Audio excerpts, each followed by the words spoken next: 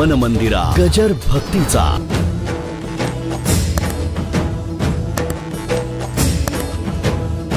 तुकाराम महाराज जगद्गुरु होते। एक लक्षात ठेवा, जगद्गुरु होण्याकरता जे जे काही अटी आहेत त्याच्यापैकी एकही त्यांच्याकडे नव्हती। जगद्गुरु होण्याकरता चार पीठाचे चार शंकराचार्य आहेत, तर तुकोबाराकडे काय होतं? आपल्या तोंडाने सांगताय शूद्रवंशी जन्मलो। प्रश्न आहे का? कसा जगद्गुरु होतो? नाही। म्हणजे झाली होती का? नाही। कसा जगद्गुरु होतो? वेदशास्त्राचा अभ्यास होता का? तेच सांगतायत, घोका या अक्षर मद नाही अधिकार। बरोबर आहे? कशाचा अभ्यास होता? अजिबात नव्हता। आता समजा ब्राह्मण कुळामध्ये जन्म जरी झाला तरी सगळेच काय आचार्य होतात का? नाही। त्याने आश्रमामध्ये लावावं लागतं, बरं का? अभ्यास करावा लागतो। 4 वेद 6 शास्त्र 18 पुराण, ज्या पीठावर येणार आहे त्या पीठाची परंपरा, त्यांनी अध्ययन अभ्यास करावा लागतो। आणि मग अशा अनेक मुलं शंकराचार्यांच्या समोर असतात, त्याच्यातला एक निवडला जातो। काय? एखाद्याचा अभ्यास चांगला असेल, पाठांतर चांगला असेल, पण शंकराचार्य विचार करतात नुसती पोथी सांगून जमायचं नाही, त्याला मठ चालवायचं आहे, थोडंसं व्यावहारिक ज्ञान सुद्धा पाहिजे। मग असे 10-12 असेल तर शेवटी हे लागतं गादीवर येण्याकरता। आता याच्यापैकी तुकाराम महाराजांच्या जवळ काय होतं? काहीच नाही। तेच सांगतायत कुठे जन्माला आलो, अभ्यास कशाचा केला, कशाचा करायचा प्रश्नच काय, अधिकारच नाही अभ्यास करायचा, तर अभ्यास करणार कुठून? नाही का?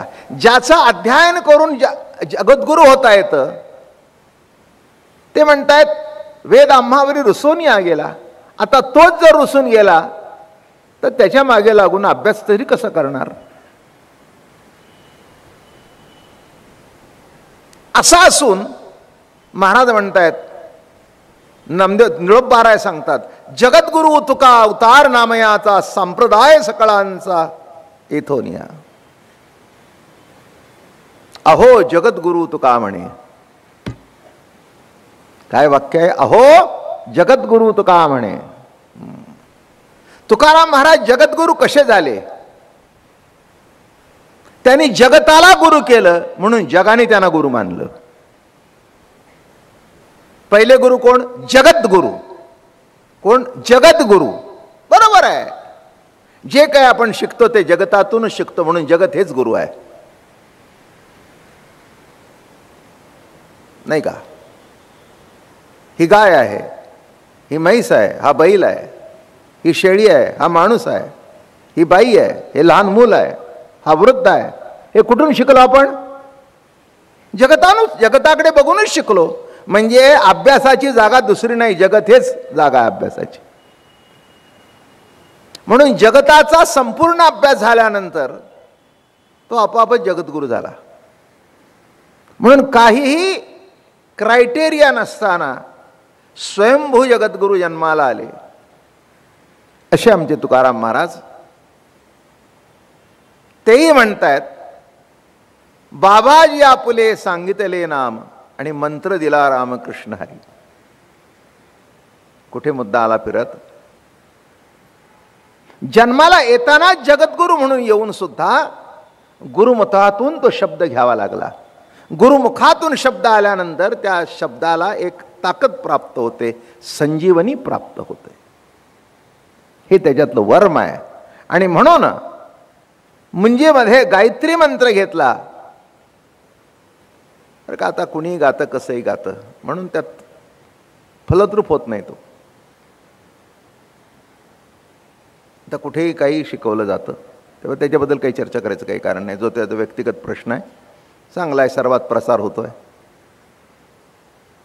काही वाईट नाही आहे।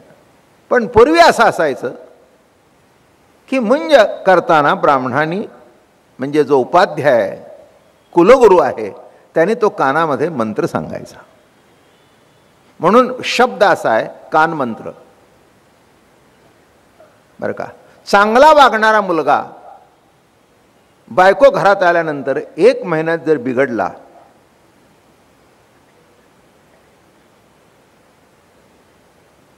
तर लगेच आई म्हणते, बाळूचं वागणं बघितलं का? बाप म्हणतो, कानमंत्र मिळाला असेल. मुलगा आतच होता, म्हणला तुम्हाला मिळाला तसा मला सुद्धा मिळाला.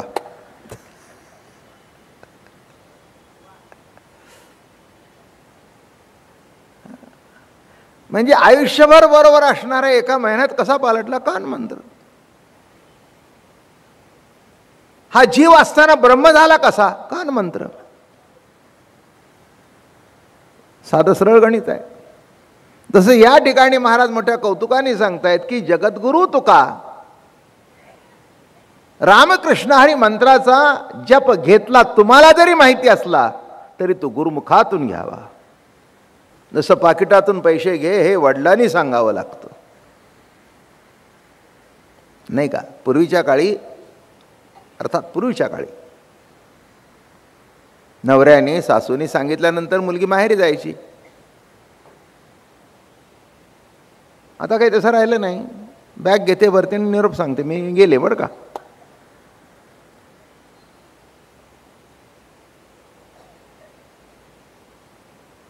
फार तर फार याला कलियुग म्हणा.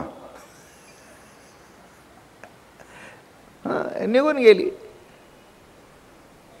आता काय करणार? काय करणार? काय? गुरुच इतका पॉवरफुल आहे म्हणून जे बायकोच्या अंडर वागतात, नाही वागावं, हां, तसं काही प्रश्न नाही आहे. दुसरं कोणाच्या तरी अंडर वागण्यापेक्षा आपल्या बायकोच्या अंडर वागणं हे काही चुकीचं आहे असं मी म्हणणार नाही. बिलकुल चूक नाही. पण हा गुरुमंत्राने पालट होतो, हा सिद्धांत हा आहे. गुरुमंत्र इतका पॉवरफुल आहे की रामकृष्णारी जन्म घेतला की त्याचा दुसरा जन्म झाला.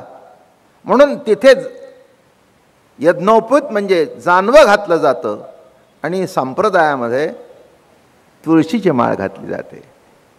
एखादा ब्राह्मण जरी जानवं घातलेला असला तरी वारकरी होताना त्याला तुळशीची माळ घालावीच लागते. हा त्याचा दुसरा जन्म झाला. द्विज काय झाला तो? द्विज. म्हणून नीट लक्षात घ्या की पहिल्या जन्माला जसं महत्व आहे त्याहून सुद्धा जन्माचा अर्थ कळण्याकरता द्विज होणं अत्यंत महत्वाचं आहे. सद्गुरु घरामध्ये जन्म होतो आणि म्हणून ज्ञानेश्वर महाराजांना सद्गुरु कोण भेटले? गुरुच्या मुखे होईल ब्रह्मज्ञान, नकळे खूण विठोबाची. गुरुच्या मुखातून तुला ब्रह्मज्ञान होईल. विठोबाची निज खूण काय ती तुला स्वतंत्रपणे कळणार नाही, ते गुरु अनुग्रहाने कळेल. बघताना जी दृष्टी पाहिजे बघायला ती दृष्टी असली तर तो परमार्थ टिकतो. म्हणून या ठिकाणी आणि निवृत्तीनाथांचा अनुग्रह, हे बघा गुरुवंदन हा प्रकरणच आहे ना. आता उपाय वनवसंतू, दुसरं प्रकरण अमृतानुभवाचं संपूर्ण ऐकलं, मला वाटतं 1.5 वर्ष ऐकलं ते. आता उपाय वनवसंतू जो आज्ञेचा हे वतंतू, अमूर्तची परी मूर्तू कारुण्याचा, अमूर्तची परी मूर्त कारुण्याची मूर्तिमंत मूर्तीच सद्गुरू. आणि सद्गुरू कृपेने जेव्हा त्यांना सांगितलं की आता आपण लिहा, आपले स्वतंत्र विचार मांडा, आणि स्वतंत्र विचार मुख्यत्वाने मांडण्याचा जो होता तो अज्ञानाचा धांडोळा. आणि म्हणून या ठिकाणी जे आपलं विवरण चाललंय गुणमय ज्ञान, वृत्तीज्ञान, तेच चालू आहे आता, बरं का. सत्ताज्ञान, एक व्यक्ती आता मला भेटली की काल तुम्ही सत्ताज्ञान सांगितलं नाही. आत्तापर्यंत पहिल्यापासून सत्ताज्ञानच सांगतोय, दुसरं ज्ञान सांगतच नाही. काल सुद्धा ओवी म्हटली ना, आत्तापर्यंत इथे 10 वेळा 15 वेळा म्हटलं असेल. आत्माच ज्ञान मात्र पाही, आत्मत्वी हे काहीच नाही, म्हणून प्राप्ती अप्राप्तीची काही वार्ताची नसे. हे जे आहे ते सत्ता मात्र ज्ञान, हे 50 वेळा सांगितलंय. पण गंमत कशी होते बघा, लक्षात येत नाही.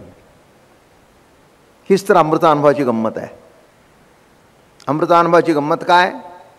हां, म्हणून आणि अर्थ असा आहे की निज ज्ञान शब्द काय आहे, नुसतं ज्ञान नाही तर निज ज्ञान, सत्ता मात्र ज्ञान. हे ज्ञान ज्या ज्ञानाने ग्रहण केलं, बरं का, गुणमय ज्या ज्ञानाने ग्रहण केलं ते ज्ञान सत्ता मात्र ज्ञान. ते मुळात आहे, मुळात आहे. ते प्राप्त व्हायचं नसतं. गुणाचं ज्ञान प्राप्त करून घ्यावं. वृत्तीचं ज्ञान बदलत जातं आणि जे कधीच बदलत नाही पण ज्याच्याने बदल होतं असं जे आहे ते सत्ता मात्र ज्ञान. आणि त्याच्याबद्दल तर रोजच प्रवचन चालू आहे. किंबहुना सगळ्या माझ्या आयुष्यातली प्रवचनही सत्ता मात्र ज्ञानाच्या अधिष्ठानावरच आहेत. जेव्हा मी म्हणतो की मिळायचं काही नाही, मिळूनच आहे, ते सत्ता मात्र ज्ञान. हे तर कायम रोजचाच विषय आहे तो. कारण का, सातारकर परंपरा ही सत्ता मात्र ज्ञानावर अधिष्ठित परंपरा आहे. म्हणून तुम्हाला मी शिकवण्याकरता बसलेलो नाही आहे. मी तुमच्यापेक्षा शहाणा आहे असं नव्हे. फक्त थोडंसं सद्गुरूची कृपा आहे, 2 शब्द बोलता येतात आणि जे बोललेले तुम्हाला आवडतात म्हणून तुम्ही येता. नाही आवडलं तर काही तुम्हाला धरून आणणार आहे का मी? का माझी प्रवचनं म्हणजे महाराष्ट्र शासनाने काढलेली ऑर्डर आहे?